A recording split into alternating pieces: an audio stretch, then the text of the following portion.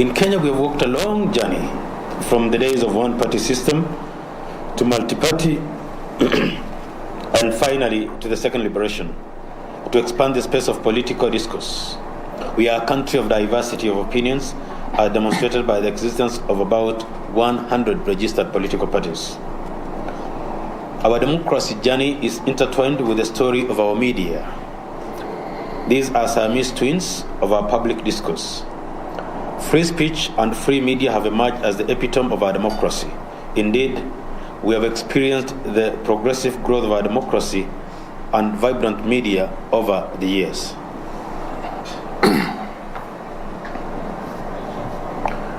We are mindful of our duty as media to facilitate conversations that becomes even more pertinent during an election year. This is the reason why, from 2013, media has collectively moved to entrench the culture of presidential debates as one of the cornerstone pillars of our democracy and electoral process for the benefit of the Kenyan people. In 2013, all 8 candidates came together to engage each other and the Kenyan people on the future of our nation across 2 debates, each over 2 hours long. Then in 2017, media again came together and held yet again 2 presidential debates and 1 deputy presidential debate. It is this culture of freedom of expression that has encouraged various stakeholders in the electoral process to hold debates for political and other professional organization elective platform positions. For a country that has so many diverse political voices, debates have become the place for clarity of priorities, the place for public policies, the place for ideas, and other development aspects key to the Kenyan people. The debates play a significant role in the way we choose our leaders.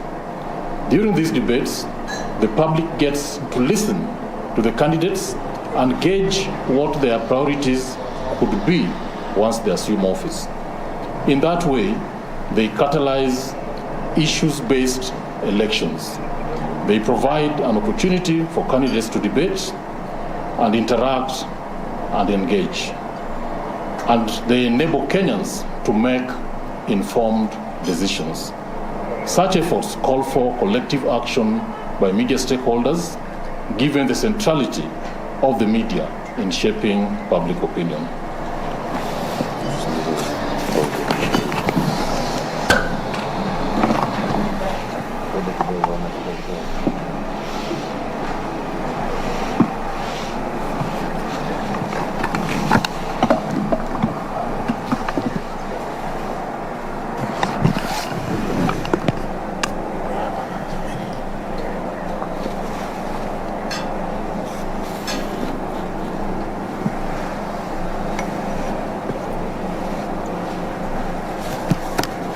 It is for this reason that for 2022, we are pleased to announce the partnership between the media owners of Association of Kenya, the Media Council of Kenya, and the Kenya Editors Guild to organize the 2022 presidential and deputy presidential debates that will take place in July 2022 in consultation with the political parties ahead of the August 9th general elections.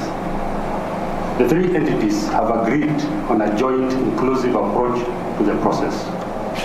In this regard, the aforementioned media partners have effective today appointed Clifford Machoka, currently head of External Affairs and Marketing at the Nation Media Group, as the head of the Presidential Debate Secretariat. He will coordinate a diverse team of members from the partner institutions to engage political party partners, stakeholders in the electoral process, and organize the 2022 presidential and deputy presidential debates. Mr. Machoka, can I request Mr. Machoka to stand and wave? And that is Mr. Machoka. He will be assisted by Mr. Leo Mutisia, the Head of Research and Media Monitoring at the Media Council of Kenya. Mr. Leo Mutisia, please stand. That is him. And he will also be assisted by Ms. Rosalia Omungo, the Chief Executive Officer, Kenya Editors Guild. That is her. Thank you. A team of senior editors from across media houses have been established to provide stewardship of the content aspects, given how critical the debates are to ensure the public interest obligations are served. Structures have been put in place to secure the interest of Kenyans and to deliver fairness to all concerned, especially audiences and candidates. We have today launched what is a journey that will see the various teams and the various arms of the media industry play their rightful role during this electoral process. We assure the public and the stakeholders in the electoral process that we will give Kenyans quality issue-based presidential and deputy presidential debates that will enable their decision-making and effective participation in this year's election. Thank you. And God bless Kenya.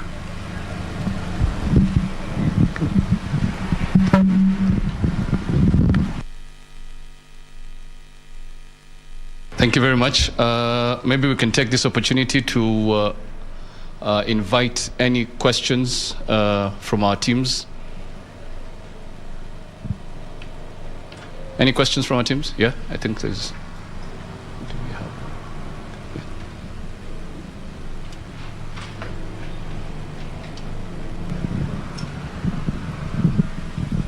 Go ahead. Nicholas Lele from CAS Media Group. Maybe, how many debates have you purposed? Are they only one debate for the presidential and the deputy candidates, or you have two? Okay. Thank you. Maybe we can take two more. Yes. Okay. Last time the president did not attend for the presidential debate. So how will you make sure that every presidential candidate this time attends that presidential debate? My name is Martin Mwangi from NTV. Thank you, Martin. Can we get one last one for this round? This one on the other side.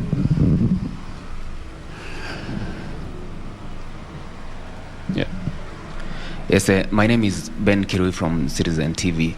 In a situation where some media owners have declared their political biases towards maybe one presidential candidate, how sure are we that it is going to be maybe less contaminated politically? Okay. Thank you. The last question I'll direct to Churchill. The first question on how many debates, let me direct that to the MOA chairman. And then there was a question on if we didn't, in the last debates, one of the candidates did not appear. How can we make it happen this time around? I think David can tackle that. So maybe we can start with Steve.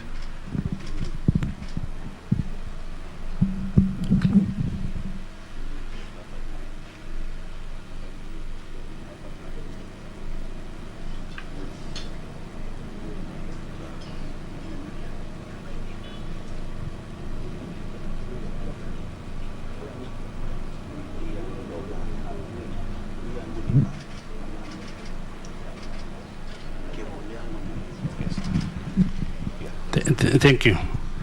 Let me handle the question on ensuring that everyone attends. I think it is suicidal for any presidential or deputy presidential candidate not to attend this. We expect, and we will work with them, we'll work with the various stakeholders, we'll work with the various presidential candidates once they are announced. And we are positive, we are confident that because they want the best for this country and because they want communicate with the voters, they will attend. So I'm optimistic and confident that they will attend, and it's encouraged that they all attend. Thank you. Thank you. I'll handle the issue about the number of debates. We will have at least one presidential and one running mate debate, at least. The whole idea is, as the guidelines which will be published by the technical team in a few days come up, there will be a system, guidelines for debates, a scientific based on the numbers and percentages people garner. So we will have at least, we will have a threshold for people to participate, and the whole idea is that we will have an initial one, and then one that goes fine as we move to the days. So at least there will be one presidential, one running debate, but ideally there could be at least two for each. Thank you. Thank you. I'll handle the question about contamination, and especially as it goes to honors who've taken sides. I think one thing we need to say, and we need to say it loud and clear, that the news media of Kenya have no candidate in the elections as they happen this year. So us, as media entities and as newsrooms in our country, as we go about covering the elections, we have no candidate. That's number one. Then number two, there are individuals who own media enterprises. And Kenya being a free market zone, every Kenyan has a right and opportunity to participate in business. And that does not deny them their rights to then participate in elections as individuals. So we cannot begrudge those who choose to take political positions. The more important thing for us as professionals in the content area and as the editors in Kenya is that those who make such choices to disclose them openly and clearly. But then also as they disclose them, that the professionals who must deal with news every single day be given the chance to do what they must do in terms of managing the news process away from contamination. We are lucky that in Kenya, our journalism is fairly mature. We have clear benchmarks and standards on how the news process should be managed and should be protected from those who may have partisan interests. And we believe that the key media houses in Kenya are in the hands of fairly respectable professionals who will make sure that this counts for the Kenyan audiences. Indeed, it is for that reason that even as we come together to create the presidential debates, that a team of fairly respected and senior experienced editors have been called upon to come and shepherd or steward the editorial process and the content process around these debates. Thank you.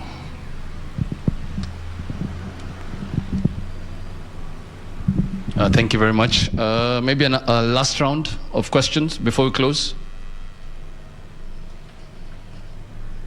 Just behind you.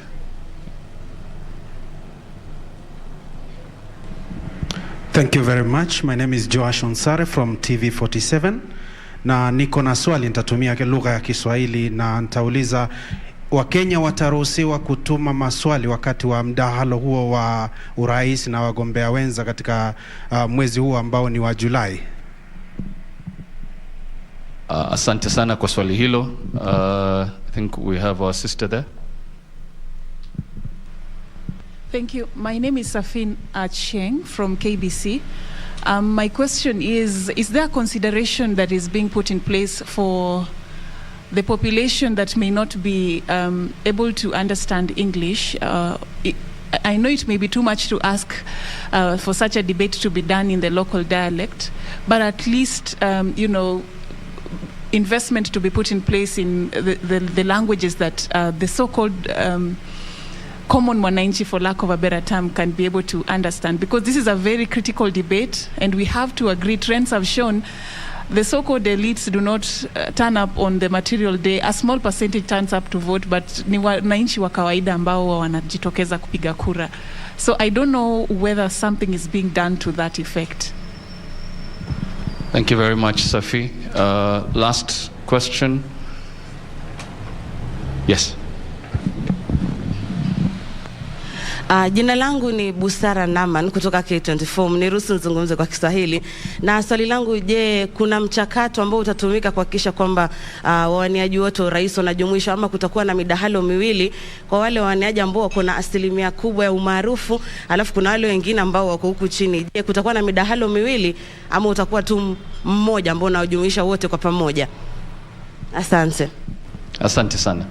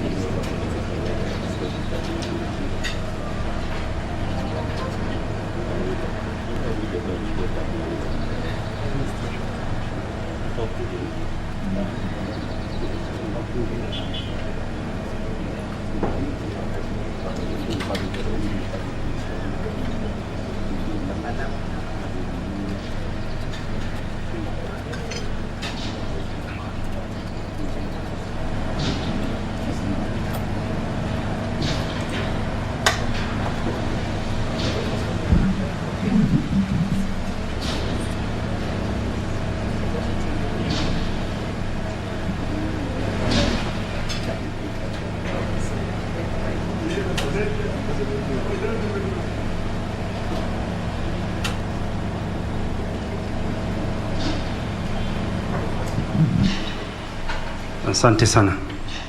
Naomba nijibu swali kuhusu ikiwa umma utakuwa na fursa ya kushiriki katika mdahalo huu.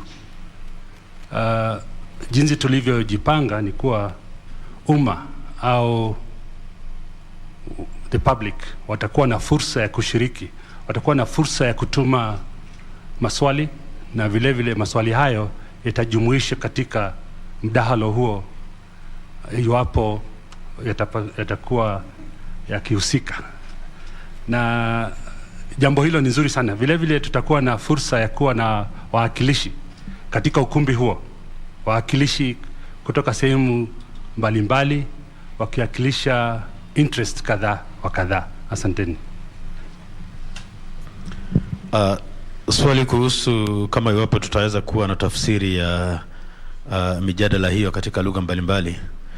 Haiwezekani kukuwa na tafsiri zaidi ya 50 kwa maana Kenya tuna makabila zaidi ya 50, lakini tunajaribu kupanga na vyombo vya habari vya mashinani kukuwa na mijadala yao pale na viongozi wale pale chini, kwa maana ukiwa na viongozi wale mashinani pale wataweza kuwaeleza wananchi mikakati ya vyama vyao vikuu ama viongozi wao, hivi kwamba kama rais amekuja kaongea kwa lugha ya Kimombo ama Kiswahili, ukikuwa na mijadala pale mashinani kwa vile vyombo vya habari vinavyoongea kwa lugha tofauti tofauti, wananchi wataweza kuelewa chama fulani ama kiongozi fulani anasimamia nini, kwa maana haiwezekani, hakuna uwezo wa kibinadamu kuwa na tafsiri kwa lugha 42 ama 45 katika mjadala mmoja, lakini itawezekana kwamba kwa at least lugha 20 ama county 20 tutaweza kuwa na mijadala katika maeneo ya mashinani, ili wananchi wakaweza kuelewa chama fulani, sera ya chama fulani ama miungano fulani inasimamia nini katika ngazi za kitaifa. Thank you. Just to summarize in English, to take care of those non-Swahili speakers.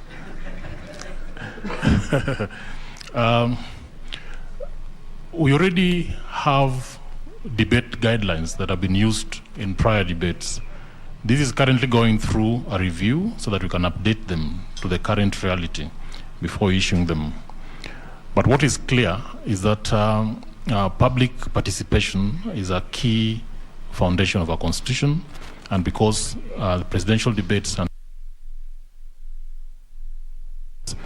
we will look for and find ways to ensure that the public have a chance to, raise whatever issues they feel their future leaders should respond to. But we will also apply science to it, So there is a core team looking at research to help us then surface some of those issues. Thank you.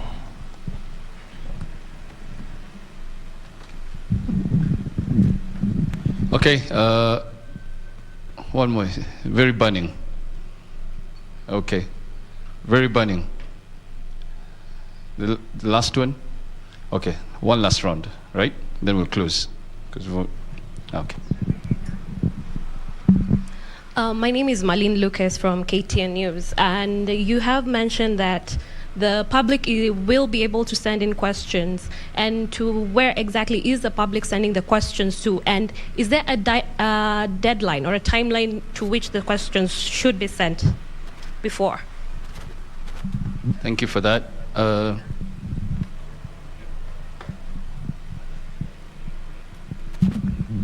Jina langu naitwa Davis Mberia kutoka Ebru.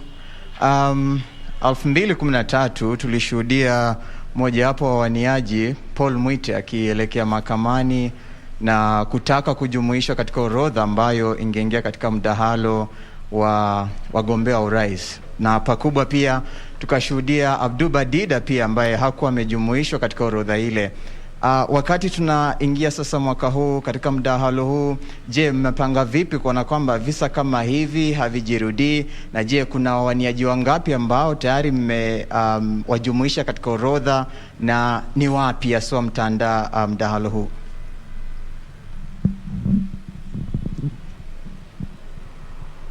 Last one.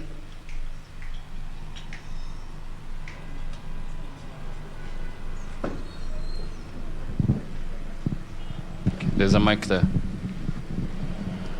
Hamjamboni. Hatujambo. Mimi naitwa Charles Wasonga wa Taifa Leo, reporter wa Taifa. Nauliza hivi, je, kutakuwa na mkalimani wa lugha ya ishara katika mdahalo huo? Okay. I hope tumeelewa. Asante. Thank you. I'm Dubi Moturi from the Daily Nation, and my question is, have you decided on the logistics of the venue? Thank you.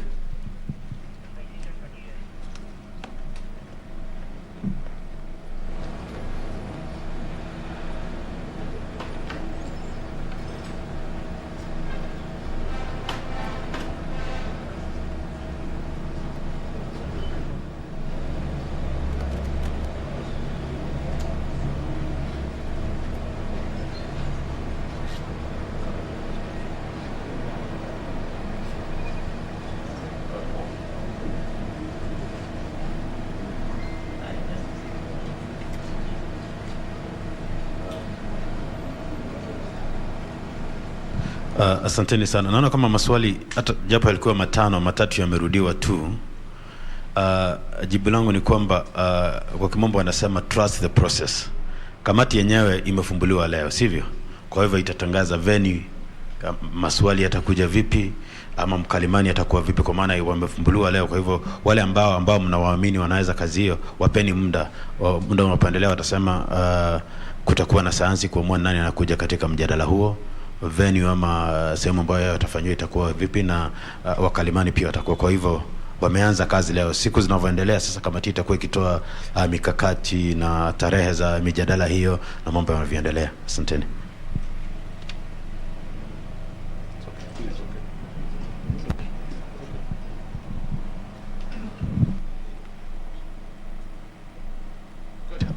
Thank you very much. We promised each other that we will close after this round.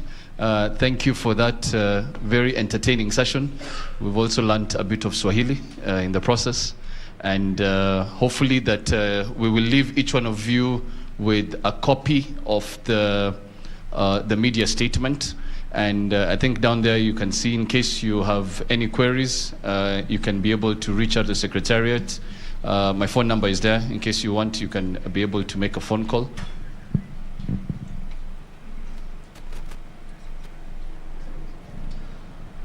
Very well. So, that has been a live feed from the Sarova Pan-Africa, where there has been the launch of the presidential debate organized by the Media Council of Kenya, the Editors Guild, and media owners.